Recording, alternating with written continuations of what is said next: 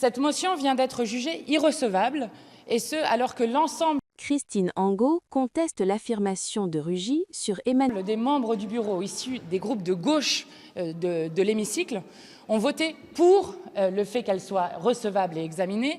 Et c'est encore une fois, comme d'habitude, le Rassemblement national qui sauve Emmanuel Macron. Rugy cite De Gaulle et Pompidou pour justifier le langage cru. Je dis comme d'habitude, car je rappelle que le Rassemblement national, lors de la précédente motion de destitution, avait déjà, par son abstention, empêché que le débat puisse avoir lieu et le vote au sein de l'hémicycle sur la destitution du président de la République, qui refuse de reconnaître le résultat des urnes, dont nous voyons la situation politique qui en est issue aujourd'hui.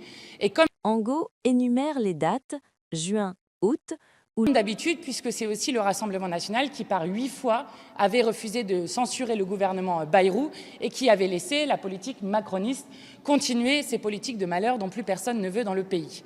Donc c'est l'extrême droite, par son abstention, qui a sauvé Emmanuel Macron d'un débat politique et public. Le débat monte en intensité. Angot ainsi À la fois au sein de la commission, mais aussi au sein de l'hémicycle, qui aurait permis d'avoir un vote, et ce alors que le départ d'Emmanuel Macron fait partie du débat politique plus que jamais, car tout le monde comprend que le problème n'est ni à l'Assemblée, ni chez nos concitoyens et concitoyennes, mais bien à l'Élysée, et il s'appelle Emmanuel Macron. Nous Angot termine en force sur la phrase des gens qui ne sont rien. continuerons de demander le départ du président de la République, et nous pouvons à tout moment redéposer une motion.